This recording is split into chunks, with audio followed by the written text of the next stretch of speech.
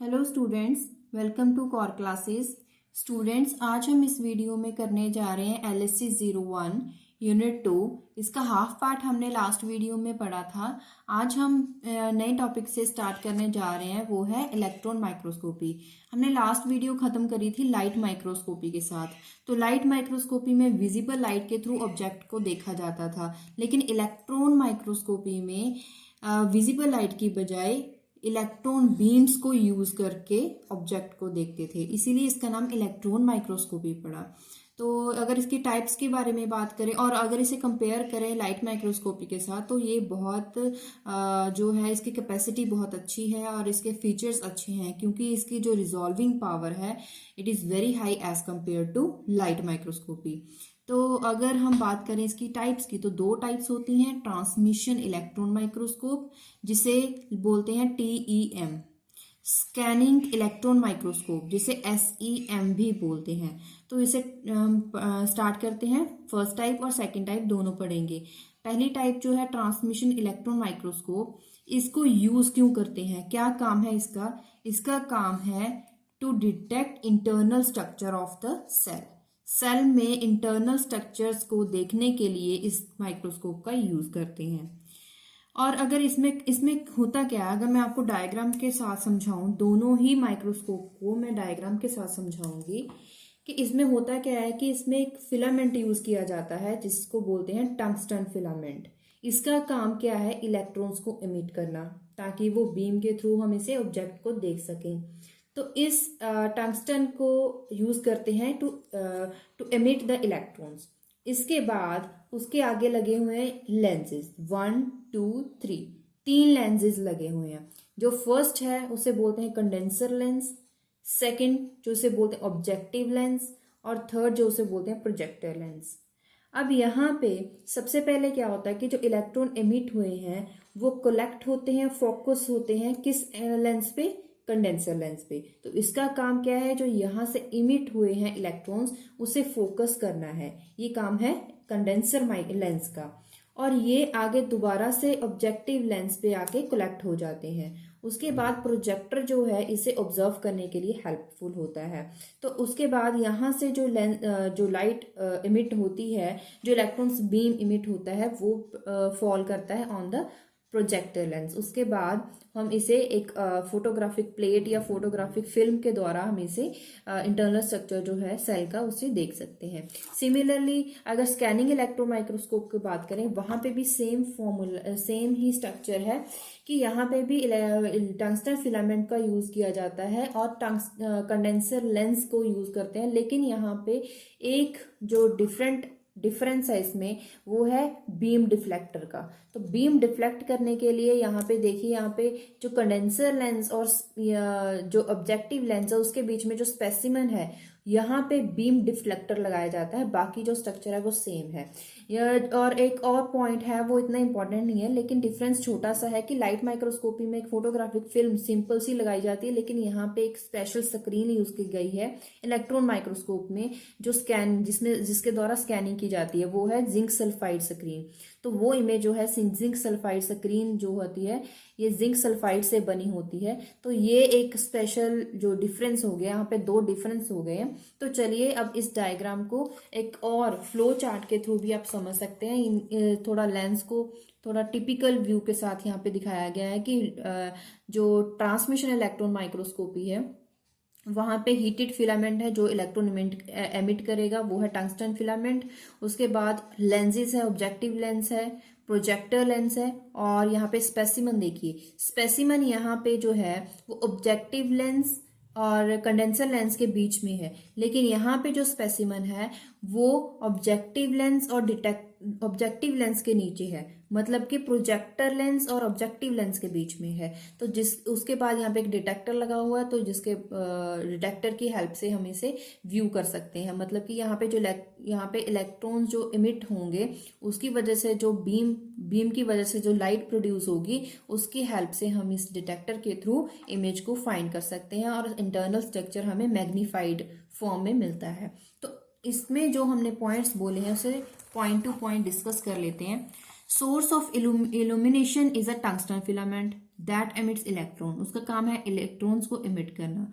उसके बाद अब vacuum is created to prevent collision of electron, vacuum create किया जाता है ताकि इलेक्ट्रॉन्स की कोलिजन ना हो सके। उसके लिए electron beam is focused by different electromagnetic coils, coils मतलब कि जिसको हमने लेंसेज बोला था। फर्स्ट इलेक्ट्रॉन, पहले क्या होता है कि इलेक्ट्रॉन्स कलेक्ट किए जाते हैं और फोकस करते हैं ऑन द कंडेंसर लेंस, उसके बाद उसे दोबारा से ऑब्जेक्टिव लेंस पे कलेक्ट किया जाता है। उसके बाद जो ऑब्जेक्टिव लेंस है it produces magnified image, objective lens उस ऑब्जेक्ट को बड़ा करके दिखाएगा, which is received by again projective lens. जो फाइनल इमेज बनेगा वो बनेगा फोटोग्राफिक प्लेट पे। अगर स्कैनिंग इलेक्ट्रॉन माइक्रोस्कोपी की बात करें, a low energy beam of electron, primary electron, सबसे पहले यहाँ पे जो लो एनर्जी बीम है प्राइमरी इलेक्ट्रॉन्स, प्राइमरी इलेक्ट्रॉन क्यों, क्योंकि यहाँ पे इलेक्ट्रॉन्स को इमिट करने के दो तरीके हैं। तो primary electron strikes on the surface of specimen, उसके बाद इससे होगा क्या, जो इमिशन होगी इलेक्ट्रॉन्स की उसे बोलेंगे हम सेकेंडरी इलेक्ट्रॉन्स। वो क्या करेंगे, तक this causes emission secondary electrons from the specimen, जो स्पेसिमेन से इलेक्ट्रॉन्स इमिट हुए से बोला गया secondary electrons, which are gathered by photomultiplier tube to form an image. जैसे कि लाइन बाय लाइन बिल्कुल इमेज बनता है जैसे कि हम टीवी में देखते हैं, और ये जो इमेज बनता है वो 3D अपीयरेंस से बनता है, मतलब यहाँ पे 3 डायमेंशनल स्ट्रक्चर उसका हम देख सकते हैं। तो अगर आपको पेपर में इसका डिफरेंस भी आ जाए तो आप डिफरेंस भी लिख सकते हैं। अगर आपको कोई भी एक टॉपिक पे शॉर्ट नोट आ जाए तो वो भी आप पॉइंट टू पॉइंट्स लिख सकते हैं। इसीलिए हमने इस टॉपिक को ऐसे लिखा कि अगर आपके पास डिफरेंस करना हो तो आपको डिफरेंस करने में भी इजी हो, और दोनों का स्ट्रक्चर जरूर बनाएं क्योंकि दोनों के स्ट्रक्चर में भी डिफरेंसेस आप अच्छे से एग्जाम में दिखा सकते हैं। तो चलिए चलते हैं नेक्स्ट टॉपिक पे। Next topic is freeze fracture electron microscopy. अब अगर हमारे पास TEM SEM भी थे, स्कैनिंग इलेक्ट्रॉन माइक्रोस्कोप भी थे, ट्रांसमिशन भी इलेक्ट्रॉन माइक्रोस्कोप भी था, तो फ्रीज फ्रैक्चर इलेक्ट्रॉन माइक्रोस्कोपी क्या है, इसको यूज क्यों करेंगे? It is used to surface feature, reveal the surface feature of hydrophobic interior of the cell, hydrophobic molecules, hydrophobic components of the cell, इसे देखने के लिए, ऐसे सरफेसेस को देखने के लिए यूज करते हैं फ्रीज फ्रैक्चर इलेक्ट्रॉन माइक्रोस्कोपी। अब इसका नाम है फ्रीज, फ्रीज का मतलब क्या है, हम इसे फ्रीज करेंगे। अब इसकी टेक्निक पे चलते हैं। जो भी सेल टिश्यू या सेल है या टिश्यू है जिसे हम ऑब्जर्व करना चाहते हैं, सबसे पहले उसे लिक्विड फ्रियोन में उसे फ्रीज किया जाता है। कितने टेम्परेचर पे? -130 डिग्री सेल्सियस पे उसे फ्रीज किया जाता है। फ्रीज करने के बाद एक बड़ा सा ब्लॉक मतलब एक ब्लॉक बन जाता है। उस ब्लॉक को एक नाइफ की हेल्प से उसे काटेंगे, मतलब कहाँ से काटेंगे, जो प्लेन जहाँ पे वीकनेस होगी वहां से काटेंगे। जब उस नाइफ की हेल्प से काटेंगे तब क्या होगा, the plane of fracture at these places exposes interior of plasma membrane. जो फ्रैक्चर्स मतलब कि जो वो प्लेन्स आपको कट करने के बाद मिलेंगे, वहां से आपको क्या मिलेगा, उन पीसेस में दिखाई देगा interior of the plasma membrane.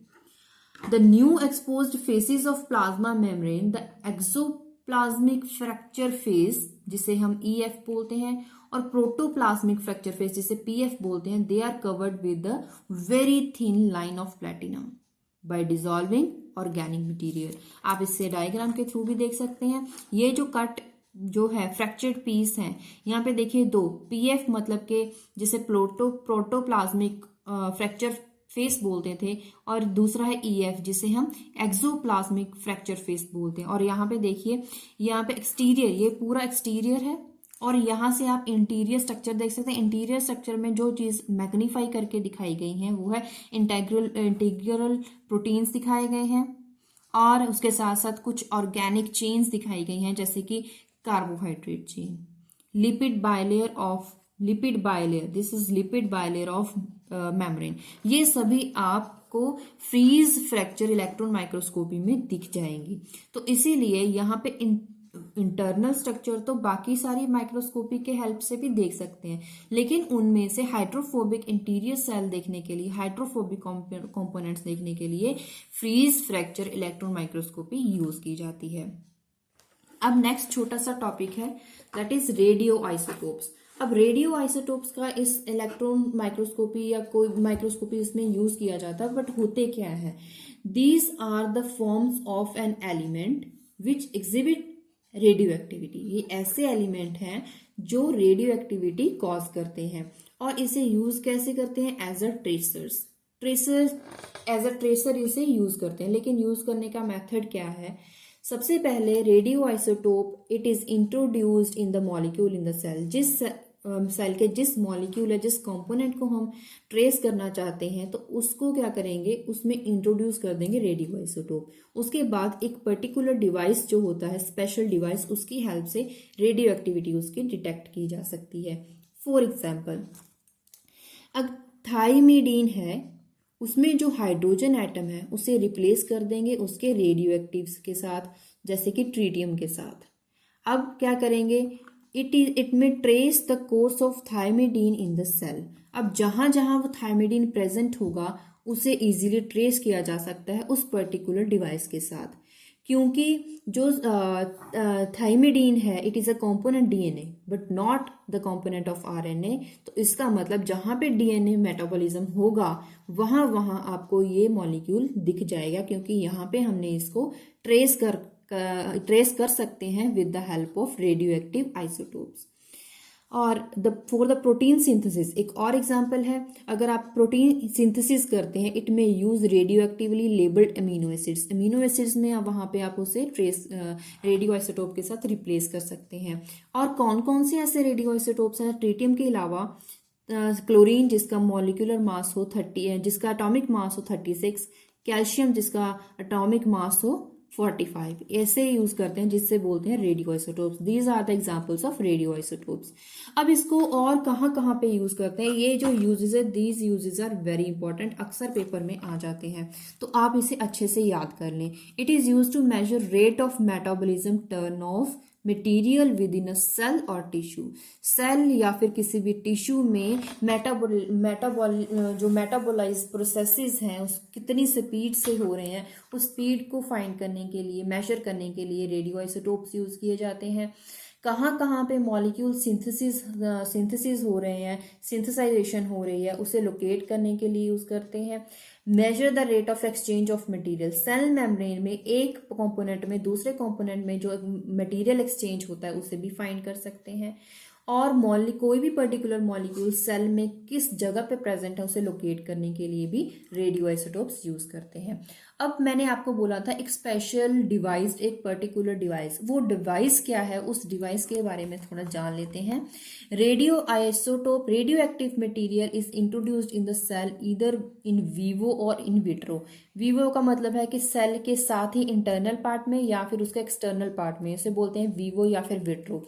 The cell metabolize radio active molecules, कब क्या करेगा, जो सेल है it metabolize the radio active molecule, क्योंकि मेटाबोलाइज प्रोसेस होगा तो उसके साथ साथ जो रेडियो एक्टिव मॉलिक्यूल होगा उसकी भी मेटाबोलाइजेशन हो जाएगी।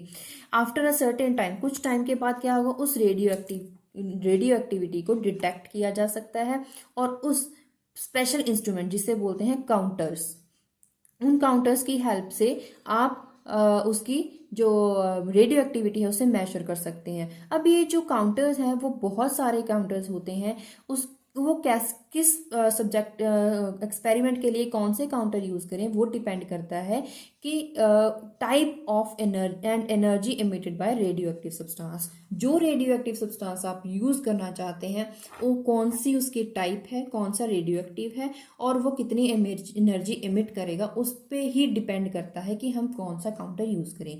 फॉर एग्जाम्पल जीजर मूलर काउंटर्स बहुत आपने फेमस है, बहुत ही सुना होगा इसके बारे में। Solid scintillation counter, liquid scintillation counter, these are the examples of counters. इसके बाद करते हैं ऑटो रेडियोग्राफी। ऑटो रेडियोग्राफी क्या होता है, इसे क्यों यूज करें? It is use to reveal the metabolic processes of the cell. Metabolic processes हो रहे हैं या नहीं हो रहे हैं, और जब हो रहे हैं तो उसे रिवील करने के लिए ऑटो रेडियोग्राफी यूज की जाती है। अब प्रोसेस क्या है, प्रोसीजर क्या है, उस पर चलते हैं। ये एक ऐसी टेक्निक है जिसमें radio activity is detected by a thin film of photographic emulsion containing silver compound, मतलब एक ऐसी टेक्निक जिसमें रेडियो एक्टिविटी को डिटेक्ट करने के लिए एक फोटोग्राफिक फिल्म ऐसी तैयार की जाती है जिसको एक कंपाउंड का इमल्शन बना के उस पे उस लेयर को डाल दिया जाता है। मतलब एक ऐसी फिल्म जिसको यूज करें इमल्शन, इमल्शन किसके साथ बनाएं, सिल्वर कंपाउंड के साथ, और उस इमल्शन को हम उस लेयर, उसकी लेयर बना के डाल देते हैं जिस सेल या जिस टिश्यू को हमें ऑब्जर्व करना होता है, उसके ऊपर इस इमल्शन की लेयर डाल देते हैं। अब क्या होता है, जो रेडियो आइसोटोप है वो अपनी रेज तो इमिट करेगा, जो रेडियो आइसोटोप है उस सेल में या फिर उस टिश्यू में जिस टिश्यू में हमने उसे डाला है, अब वो क्या करेगा, रेज को इमिट करेगा। रेज इमिट करेगा, it expose the photographic emulsion like a photographic film which is developed in dark room. अब इससे रिजल्ट क्या मिलेगा, आपको ये पता चलेगा कि जो आरएनए है वो सबसे पहले तो न्यूक्लियस में सिंथेसाइज होता है, लेकिन बाद में न्यूक्लियस में नहीं रहता है, उसके बाद में वो एक ट्रांसफर हो जाता है, माइग्रेट हो जाता है इनटू द साइटोप्लाज्म। इससे आप, क्योंकि यहाँ पे मेटाबॉलिक प्रोसेस हुआ है, सबसे पहले सिंथेसाइजेशन जो आरएनए की हुई थी न्यूक्लियस में हुई थी। आप इस ऑटो रेडियोग्राफी के थ्रू ये जानेंगे कि जो आरएनए था वो पहले बनता तो सिंथेसाइज होता है न्यूक्लियस में, लेकिन बाद में वो माइग्रेट हो जाता है, बनने के बाद कहाँ पे माइग्रेट हो जाता है, साइटोप्लाज्म पे। अब एग्जांपल ले लेते हैं, वही ट्रीटियम लेंगे, radio isotope tritium, the tritium uridine used to study RNA metabolism, और tritium mannose for examining synthesis of polysaccharides. Polysaccharides में मैनोज की सिंथेसिस देखने के लिए भी हम ट्रीटियम यूज करेंगे, और आरएनए मेटाबॉलिज्म को सिंथेसाइज करने के लिए भी हम यूरिडीन में जो हाइड्रोजन होगा उसको रिप्लेस कर देंगे विद ट्रीटियम आइसोटोप के साथ। यहाँ पे डायग्राम में भी आपको यही दिखाया गया है कि यहाँ पे एक फोटोग्राफिक इमल्जन तैयार की गई है और उस टिश्यू में क्या है, सिल्वर ब्रोमाइड क्रिस्टल, और जिसको इमल्शन बनाया गया है जेलेटिन को यूज करके। और देखिए यहाँ पे ट्रीटियम है, ट्रीटियम को आइसोटोप मतलब कि लेबल्ड किया गया है, उस टिश्यू को लेबल किया गया है जिसमें ट्रीटियम यूज किया गया है। ये है एक ग्लास स्लाइड और कार्बन, मतलब जिस स्लाइड पे हम उस लेबल्ड टिश्यू को रखते हैं, this is the slide, and specimen it is alkyl labelled cell. यहाँ पे एक उस स्पेसिमन को रखेंगे जिसे हमने टिश्यू या फिर सेल जिसे हमने लेबल किया है। तो ये इट इज ऑटो रेडियोग्राफी, जिसमें सबसे पहले इमल्जन तैयार किया जाता है और इस इमल्जन को उस लेबल सेल पे रखा जाता है और जो ग्लास स्लाइड होती है उस पे रख के उसे ऑब्जर्व किया जाता है। और यहाँ से आरएनए मेटाबॉलिज्म या फिर सिंथेसिस, बहुत सारी सिंथेसिस ऐसे जैसे कि कार्बोहाइड्रेट्स या फिर पॉलीसैकेराइड्स की सिंथेसिस के लिए भी इसे यूज किया जाता है। So it is very important. Next is antibodies. Antibodies तो आप खूब ही जानते होंगे, लेकिन एंटीबॉडीज को यूज क्यों करते हैं? It is required to produce antibodies against a specific molecule. अब प्रोसीजर इसका क्या है? सबसे पहले जो एंटीबॉडीज, सपोज कीजिए आप टिब्यूलिन के अगेंस्ट एक एंटीबॉडीज बनाना चाहते हैं, तो आप क्या करोगे? सबसे पहले एक पर्टिकुलर टिश्यू से टिब्यूलिन को एक्सट्रैक्ट कर लेंगे, उसे प्यूरिफाई कर लेंगे और उस टिब्यूलिन को आप इस एनिमल में इंजेक्ट कर देंगे। कैसे एनिमल? जिसका जो अच्छे से रिस्पॉन्स कर सके उस टिब्यूलिन को और प्रोड्यूस कर सके antibodies. Suppose for example rabbit को यूज कर सकते हैं। It is then injected to animal such as rabbit which in response to tubulin produces antibodies. अब क्या करेंगे? उसको इंजेक्ट कर दिया, अब उसके ब्लड में वो टिब्यूलिन चला गया, अब उस एनिमल का ब्लड सैंपल कलेक्ट कर लिया जाएगा एंड एंटीबॉडीज को आइसोलेट कर लिया जाएगा। मतलब क्या करेंगे? सबसे पहले टिब्यूलिन को एक पर्टिकुलर टिश्यू से एक्सट्रैक्ट करा, प्यूरिफाई करा, फिर उसे उस रैबिट में इंजेक्ट कर दिया गया, वो उसके ब्लड में चला गया तो उसका ब्लड सैंपल ले लीजिए। ब्लड, क्योंकि उसने क्या करा होगा, टिब्यूलिन जो होगा उसने फटाफट उस रैबिट की बॉडी में क्या बन गए होंगे? एंटीबॉडीज, इसीलिए उसका ब्लड सैंपल ले लिया जाएगा जिसमें एंटीबॉडीज होंगे। तो उन एंटीबॉडीज को बाद में एक पर्टिकुलर प्रोसेस के थ्रू आइसोलेट कर लिया जाएगा and use to localize the specific molecule in the cell. Use क्या है? To detect and localize specific molecule in the cell due to their high specificity. अब लोकलाइज तो आपने सीखा, लेकिन इसके लिए मेथड्स हैं। एक है डायरेक्ट मेथड, एक है इनडायरेक्ट मेथड। डायरेक्ट मेथड के में क्या है? एंटीबॉडीज को सबसे पहले लेबल किया जाता है विद द फ्लोरोसेंट डाई, जैसे कि रोड अमीन के साथ, फॉर ट्रांसमिशन इलेक्ट्रॉन माइक्रोस्कोपी। अब fluorescent labelled antibodies are allowed to react with cells. उन एंटीबॉडीज को सेल के साथ वो रिएक्ट करेंगी ताकि क्या एक कॉम्प्लेक्स बना सके, एंटीजन एंटीबॉडी कॉम्प्लेक्स, क्योंकि पहले से ही एंटीबॉडीज के पहले ही उस बॉडी में एंटीजन्स होंगे। अब उसमें एंटीबॉडीज इंजेक्ट कराए गए हैं तो उनका एक कॉम्प्लेक्स बन जाएगा। The complex is then examined under the microscope. Microscope में देखिए, अब the specific molecules will emit light, या फिर कोई भी इलेक्ट्रॉन बीम वो एमिट करेंगे due to their binding with the labelled antibodies. अब वो जो लाइट इमिट करेंगी वो कहाँ, जिन बॉडीज के थ्रू वो लाइट इमिट करेंगी वो क्या होंगे? जैसे कि वायरस, ये भी, और या फिर बैक्टीरियल एंटीजेंस। मतलब हम दोबारा से समझ लेते हैं। डायरेक्ट मेथड में क्या है? सबसे पहले एंटीबॉडीज को लेबल कर देंगे किसी भी फ्लोरोसेंट डाई के साथ, जैसे कि रोडामीन के साथ। उसके बाद उन लेबल्ड फ्लोरोसेंट एंटीबॉडीज को सेल के साथ रिएक्ट करवाया जाता है। उसके बाद एक कॉम्प्लेक्स बनता है जिसे बोलते हैं एंटीजन एंटीबॉडी कॉम्प्लेक्स। उस कॉम्प्लेक्स को माइक्रोस्कोप में रख के देखेंगे। माइक्रोस्कोप में जब रख के देखेंगे, वहां से लाइट्स इमिट होंगी या फिर इलेक्ट्रॉन बीम इमिट होंगे। इलेक्ट्रॉन्स इमिट होंगे तो वहां पे क्या होगा? हम उनको लोकेट कर सकते हैं, फाइंड कर सकते हैं। वो इलेक्ट्रॉन क्यों इमिट करेंगे? Due to their binding with the labelled antibodies, क्योंकि जो लेबल्ड एंटीबॉडीज हैं उन्हीं के साथ वो इलेक्ट्रॉन बाइंड कर जाएंगे। अब दूसरा मेथड जो है उसे, जिसका नाम है इनडायरेक्ट मेथड। अब इसमें क्या करेंगे? इसमें दो तरह की एंटीबॉडीज को यूज करेंगे। सबसे पहले जो फर्स्ट मेथड था, जो रैबिट वाला हमने यूज करा था, first antibody against tubulin is produce direct method, जैसे कि डायरेक्ट मेथड में यूज करा था। This antibody is not labelled, उसे लेबल नहीं करेंगे। सेकेंड एंटीबॉडी यूज करेंगे which is produced in another animal, for example goat, against the first antibody. First antibody जो थी रैबिट वाली, वही प्रोसीजर आप पहले करोगे। दूसरा प्रोसीजर क्या करोगे कि वहां पे आप एक अनदर एलिमेंट उसे लेबल करोगे। उसे लेबल करने के बाद अगेंस्ट द फर्स्ट एंटीबॉडी के साथ रिएक्ट करवाएंगे। जो सेकेंड एंटीबॉडी होगी it will binds only to the rabbit antibodies.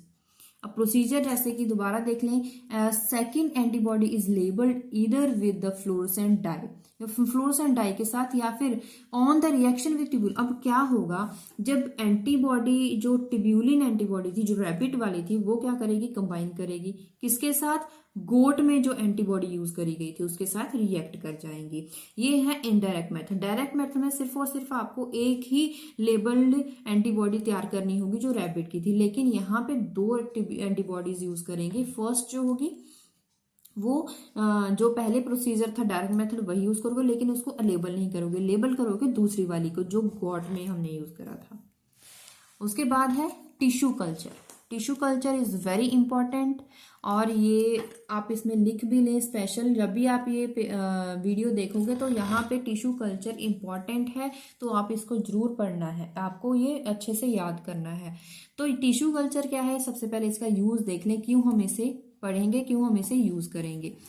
It is used for maintaining a part और द पीस ऑफ एनिमल। मतलब सपोज किसी भी ऑर्गेनिज्म, कोई भी एक एनिमल है, उसमें से एक पर्टिकुलर टिश्यू निकाल लिया जाए, निकालने के बाद भी उसे जिंदा रखा जाए, मतलब कि उसे मेंटेन किया जाए, उसे बोलते हैं टिश्यू कल्चर। उस टिश्यू को अगर बाद में बाहर निकाल के मेंटेन किया जाता है, उस मेंटेन्ड टिश्यू को अब नाम दे दिया जाता है नए नाम से, जिसको बोलते हैं cultures.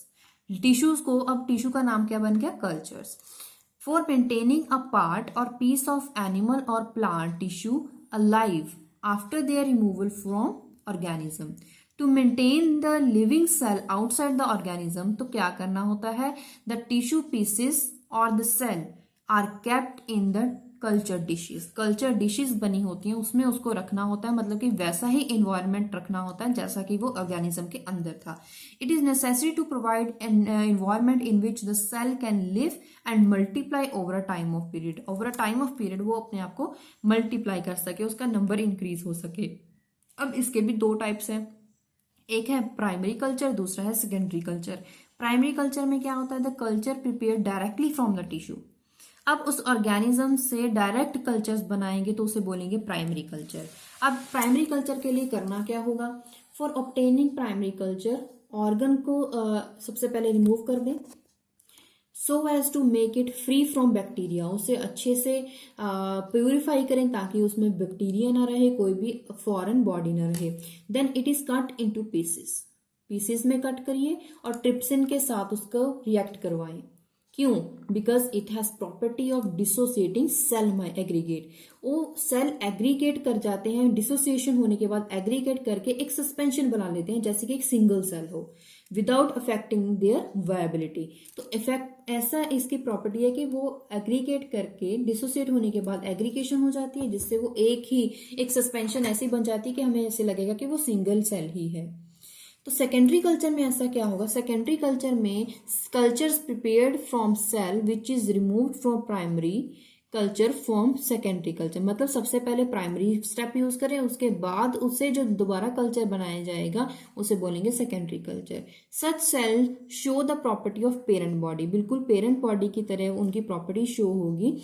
For example fibroblast secrete collagen, cell derived from embryonic skeletal muscle form muscle fibers.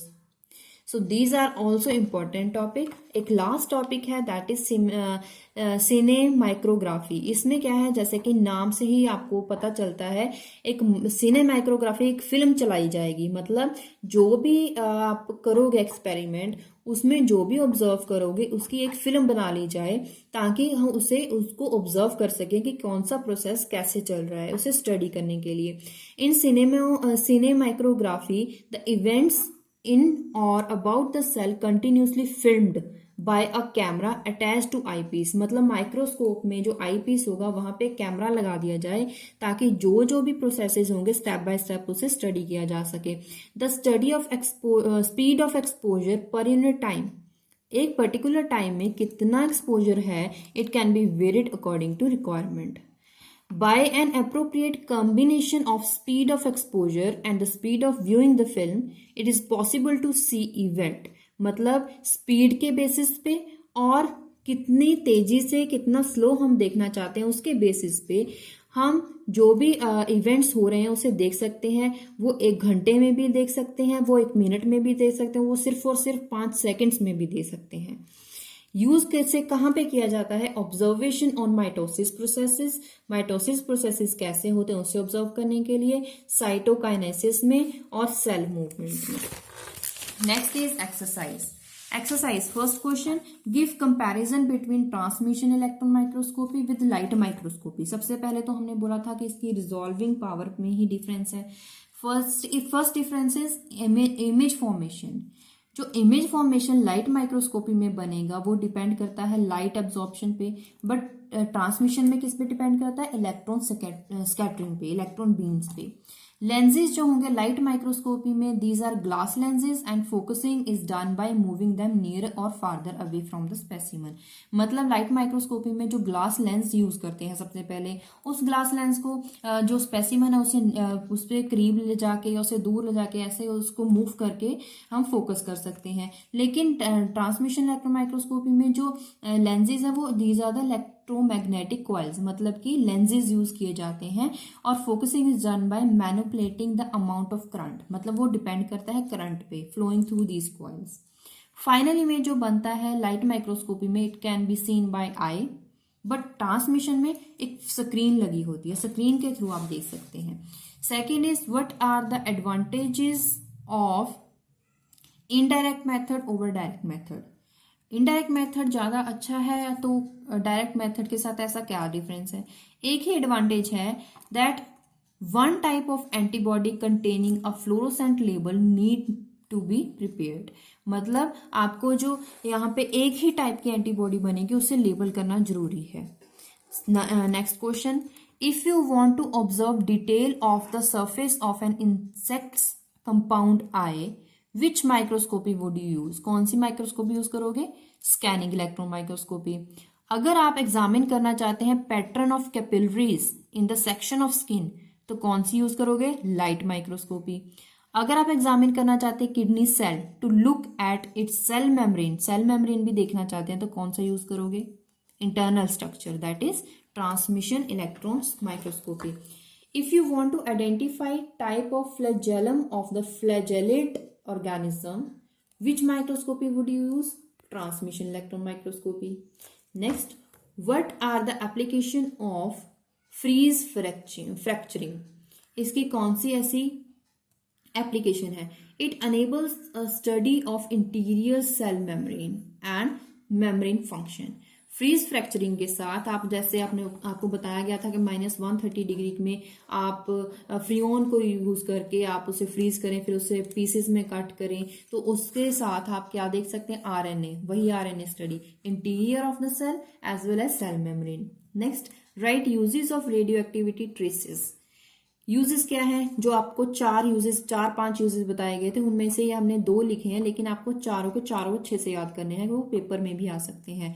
To locate site of synthesis of various molecules, to measure the rate of metabolic turnover of a material within the cell. तो इसी के साथ हमने unit 2 हमने खत्म कर लिया है। 2 यूनिट्स इस बुक की हमने खत्म कर ली है। जल्द ही हम नेक्स्ट वीडियो भी अपलोड करेंगे जिसमें हम यूनिट 3 स्टार्ट कर देंगे।